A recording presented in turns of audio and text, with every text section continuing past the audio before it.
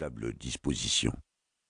Même s'il était bien plus grand que la moyenne et de carrure assez athlétique, ses petits yeux humides, d'un bleu clair fatigué, le peu d'abondance de sa barbe blonde négligée et jamais rasée, et son ample lèvre inférieure qui pendait mollement lui donnaient un air ridicule, à la fois inoffensif et stupide.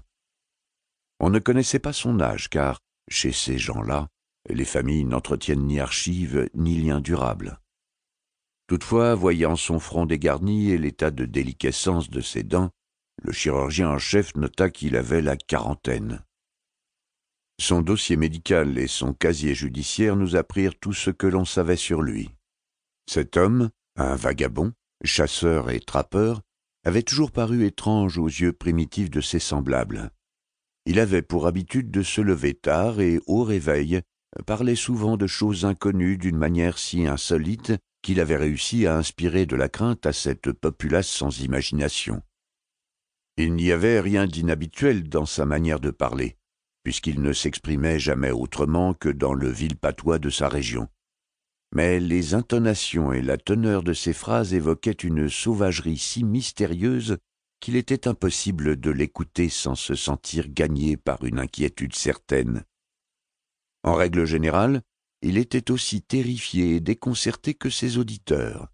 Mais 1 heure après son réveil, il avait tout oublié de ce qu'il avait dit ou, du moins, de ce qui avait provoqué sa soudaine volubilité. Il retrouvait alors l'état normal, bovin et plutôt affable, des autres habitants des collines. Apparemment, avec l'âge, les crises de démence matutinale de Slater avaient gagné en fréquence et en violence, jusqu'à ce qu'enfin, environ 1 mois avant son arrivée dans notre institution, se produise l'effroyable tragédie qui lui valut d'être arrêté par les autorités. Un jour, vers midi, Slater, qui s'était profondément endormi la veille à 17 heures après avoir forcé sur le whisky, s'était très brusquement réveillé. Il poussait des ululements si épouvantables que plusieurs voisins avaient accouru. Il était sorti en hâte de sa cahute, une porcherie écœurante où il habitait avec une famille aussi indescriptible que lui. Là, dans la neige, il avait levé les bras vers le ciel et s'était mis à sauter sur place, tout en hurlant qu'il était déterminé à atteindre quelque très très grande et lointaine cabane au toit, aux murs et au sol brillants, et la drôle de musique assourdissante. 2 hommes de taille moyenne avaient tenté de le maîtriser, mais il s'était débattu avec une énergie de fou furieux en criant qu'il devait et désirait trouver et tuer une chose qui brille, ondule et rit. Enfin, après avoir assommé d'un coup brusque l'un des 2 hommes, il s'était jeté sur le second dans un accès de folie meurtrière en hurlant, tel un démon, à grands cris perçants qu'il allait sauter en haut dans le ciel et brûler tout ce qui essaierait de l'arrêter. Famille et voisins paniqués avaient détalé.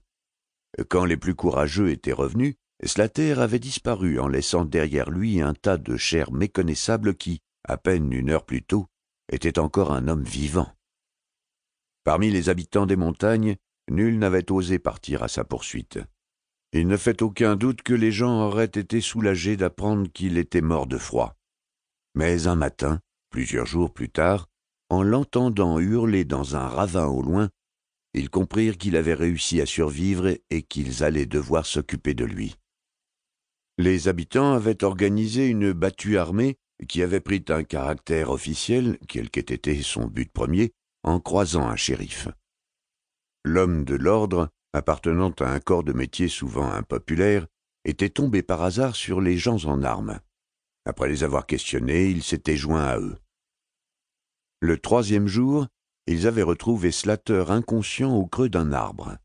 Ils l'avaient enfermé dans la cellule la plus proche, où des aliénistes d'Albany l'avaient examiné dès qu'il avait repris ses esprits. Il racontait une histoire fort simple, expliquant s'être endormi un jour en toute fin d'après-midi, après avoir beaucoup bu, puis s'être réveillé debout dans la neige, les mains en sang, devant sa cabane. À ses pieds gisait le corps mutilé de son voisin Peter Slater. Horrifié, il s'était enfui dans les bois avec le vague espoir d'échapper au spectacle de ce crime qui était probablement de son fait. Il semblait ne rien savoir de plus, et le savant interrogatoire des aliénistes ne leur permit pas de découvrir le moindre fait supplémentaire.